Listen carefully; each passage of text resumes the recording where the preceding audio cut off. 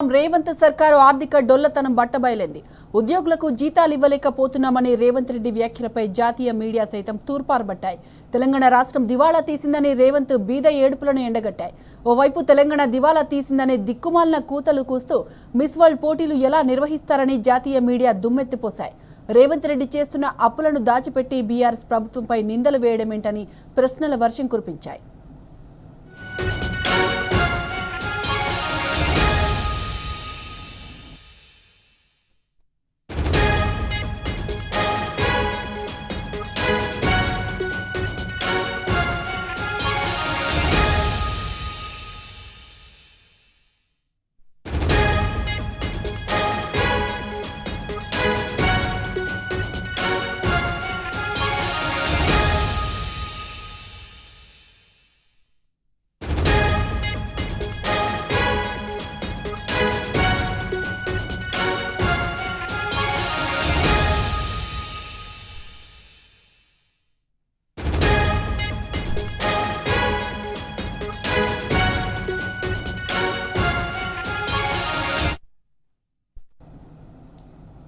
Right, ఇదే అంశానికి సంబంధించిన పూర్తి డీటెయిల్స్ మా బ్యూరో చీఫ్ సూరజ్ అందిస్తారు. సూరజ్, చెప్పండి.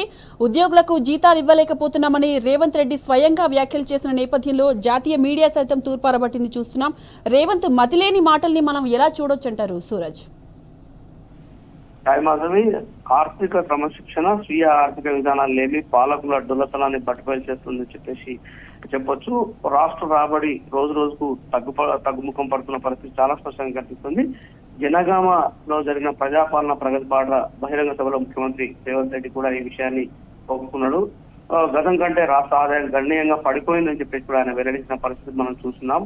అంచనా వేసిన మేరకు బడ్జెట్ కూడా చేరుకోలేకపోయామని ఆయన స్వయంగా ప్రకటించిన పరిస్థితి. 2024-25 ఆర్థిక సంవత్సరంలో మొత్తంగా చూసుకుంటే కనుక 2,91,000 కోట్లతో బడ్జెట్ రూపొందిస్తే మార్చి నెల ముగిసేసరికి వాస్తవ గణాంకాలు బేరీజు వేసి చూస్తే 70,000 కోట్లు తగ్గుతుందని చెప్పేసి రేవంత్ రెడ్డి ప్రజాముఖంగా వెల్లడించిన పరిస్థితి మనం చూస్తున్నాం. అంటే దాదాపుగా సర్కార్ అనుకున్న దాంట్లో 24% తగ్గుదల నమోదైందని చెప్పేసి చెప్పాల్సి ఉంటుంది.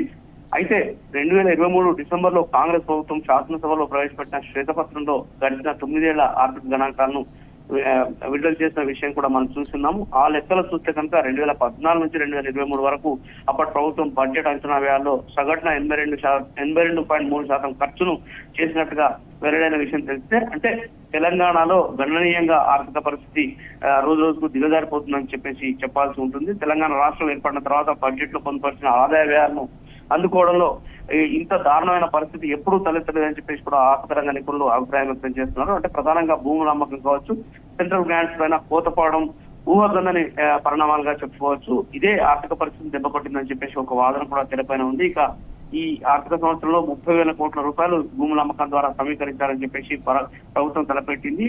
అయితే ఇప్పటి వరకు ఒక్క సెంటు భూమి కూడా అమ్మిన పరిస్థితి లేదు. పైసా కూడా ఖజానాకు వచ్చేన్న దాఖలాలు కూడా లేవు. మరోవైపు 30,000 కోట్ల రూపాయలు కేంద్రం నుంచి గ్రాంట్ల రూపంలో వస్తాయని చెప్పేసి పాలకులు భావించారు. ఇది కూడా గడిచిపోయి దాదాపుగా 15,000 కోట్ల రూపాయలు కూడా కేంద్రం నుంచి రాష్ట్ర ఖజానాకు చేరుకోకపోవడం మరో దెబ్బగా భావించాల్సి ఉంటుంది.